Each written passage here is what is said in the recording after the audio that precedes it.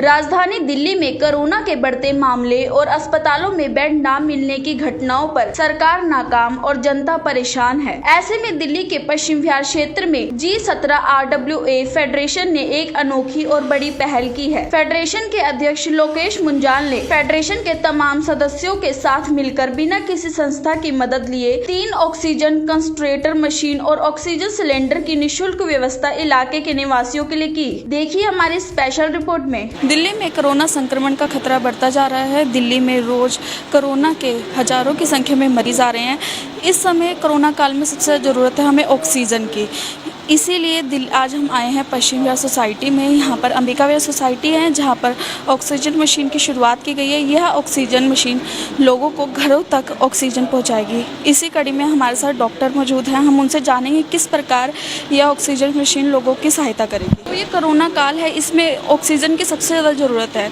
इस समय ये जो ऑक्सीजन मशीन है लोगों की किस प्रकार सहायता करेगी? देखिए, ये कोविड-19 की जो वैश्विक महामारी चल रही है उसमें ठीक बात है कि ये वायरल बीमारी है, अधिकतर ठीक हो जाती है। लेकिन वायरस जो है, ये खास जो वायरस है कोविड-19, ये शरीर की ऑक्सीजन को कम कर देता है और जो कि घातक सिद्ध हो सकती है। ऑक्सीजन का लेवल हमारा 95 to 100% रहता है। उससे जब कम हो जाता है तो शरीर को ऑक्सीजन की देने की ज़रूरत पड़ती है। अगर ये 80 से कम आ जाए फिर तो हॉस्पिटलाइज कराना ज़रूरी है।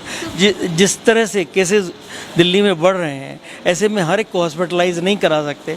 उस काल में जैसे ऑक्सीजन कम होने पर ये ऑक्सीजन कंसनट्रेटेड है, ये एटमॉस्फेयर की ऑक्सीजन से ही ऑक्सीजन लेकर कंसनट्रेट करके हम उसको मरीज़ को दे सकते हैं, जिसकी उसका ऑक्सीजन लेवल इम्प्रूव कर सकता है और घर में ही उसका हम इलाज संभव कर सकते हैं जब तक कि उसको इतनी परेशानी ना हो जाए कि हॉस्पिटलाइज कराने की ज़रूरत पड़ जाए।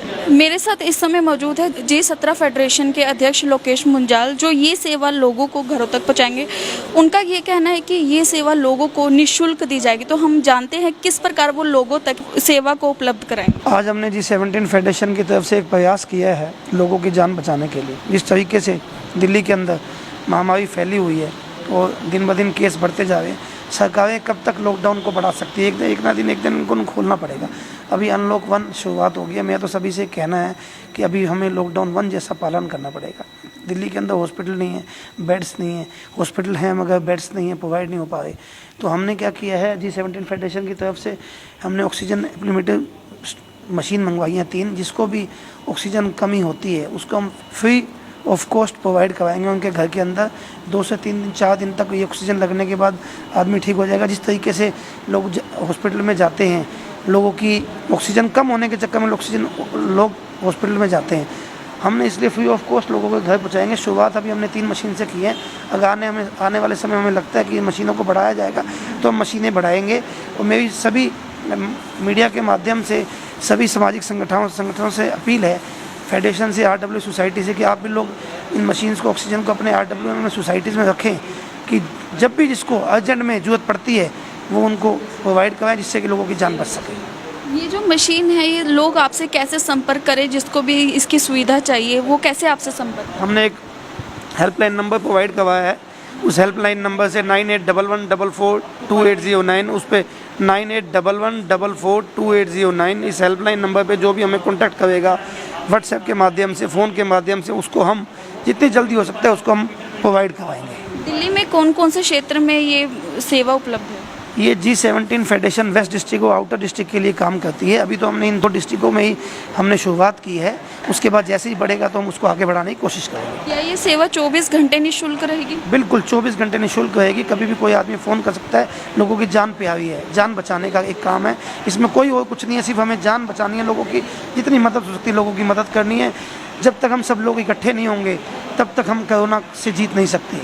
दिल्ली जीतेगी, कोरोना हारेगा। इस समय जो कोरोना वायरस का कहर चल रहा है और जिस हिसाब से दिल्ली में जो है वो केसेस दिन प्रतिदिन बढ़ते जा रहे हैं, तो हॉस्पिटलों में भी जो है वो बेड की कमी है। बेसिक जो है वो कोरोना वायरस का कहर जो है सबसे पहले हमारे ऑक्सीजन लेवल को गिराता है।